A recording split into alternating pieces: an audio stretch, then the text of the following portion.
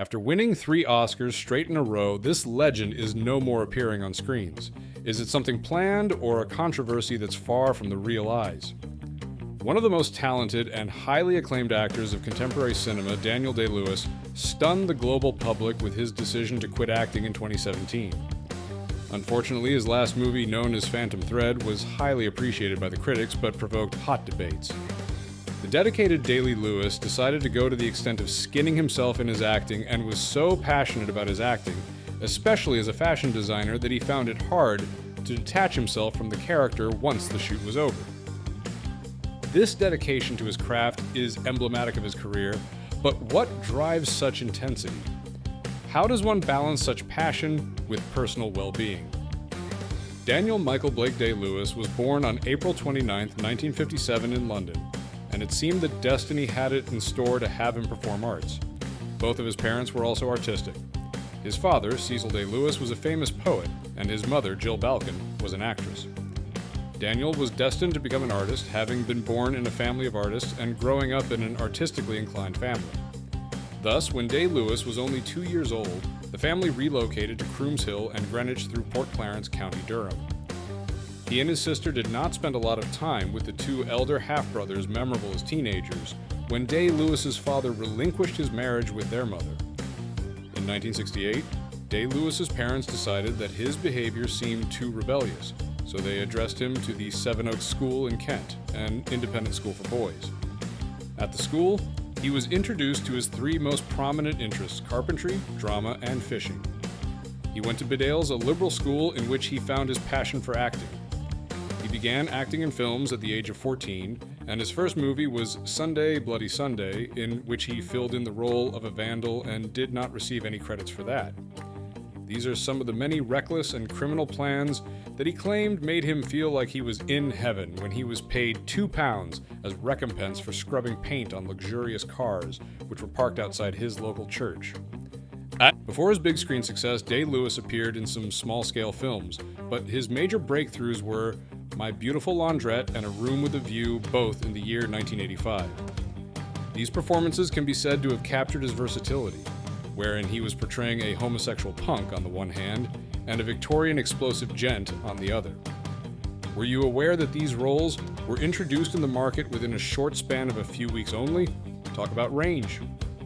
In 1987, Day-Lewis took charge of a leading man persona that he embodied in Philip Kaufman's The Unbearable Lightness of Being, where 7 months before the ousting of Isaac, Day-Lewis played an existential Czech surgeon whose passion for sex interferes with his life after he allows himself caring for a woman. Throughout the filming sessions, he got to study the Czech language and first started refusing to snap out of character on or off the set throughout the entire shooting session of 8 months. At this time, Day-Lewis was considered as one of the most promising British young actors. Along with others, he was classified as one of the Brit Pack, a term given to the young and talented actors from Britain during the late 80s and early 90s, which included Gary Oldman, Colin Firth, Tim Roth, and Bruce Payne. He has earned awards including the Academy Award for Best Actor in 1989 for his performance in the movie My Left Foot, where he played the role of Christy Brown. To prepare for the scene, he used a wheelchair during the entire shooting and mastered painting with his left foot. This method approach was typical of him throughout his career. Do you think such dedication enhances an actor's performance, or can it be too much? The early 90s were also famous for Day-Lewis being involved with incredibly memorable movies. He acted in The Last of the Mohicans in 1992 as Hawkeye, The Age of Innocence as Newland Archer in 1993, and In the Name of the Father as Jerry Conlon in 1993. Each was demanding in terms of preparation on the set and transformation of the actors. Which of these characters do you find most compelling? Do let us know in the comments below. Day-Lewis further developed his personal method of acting in 1989 through the portrayal of Christy Brown in Jim Sheridan's My Left Foot. It earned him many accolades, including the so much coveted Academy Award for Best Actor as well as the BAFTA Award for Best Actor. Brown, famous as a writer and painter, had cerebral palsy, which made him able to move only his left foot. Day-Lewis getting back to the stage in 1989, collaborating with Richard Eyre as the Hamlet at the National Theatre, London, but during the performance fainted during the scene when the ghost of Hamlet's father is seen by him. started crying and was too embarrassed to return to the stage. Jeremy Northam, who came on stage next, did a splendid job. The late 1980s up to the mid-1990s marked the heyday when Day-Lewis was featured in a series of fabulous movies. He acted in The Last of the Mohicans, 1992, where he portrayed Hawkeye, Archer in The Age of Innocence, 1993, and Jerry Conlon in the Name of the Father, also in 1993. Both roles demanded preparation and metamorphosis into the characters. From the list of these characters, which do you think is charming? The only movie after The Boxer, 1997, was made by Day-Lewis, who decided to leave movies for some time and become a shoemaker in Italy. His comeback to the screen in Gangs of New York, 2002, in the role of Bill the Butcher, was breathtaking, earning him another Oscar nomination. What could make an actor decide to walk off from acting at the height of his Hollywood career? 2 years later, Day-Lewis received his second Oscar for There Will Be Blood, where he played the role of the unscrupulous oilman Daniel Plainview. His performance was raw and quite believable, and this helped to cement his trustworthy method of throwing himself into roles. How does an actor survive portraying such roles in his work and at the same time have a normal family life?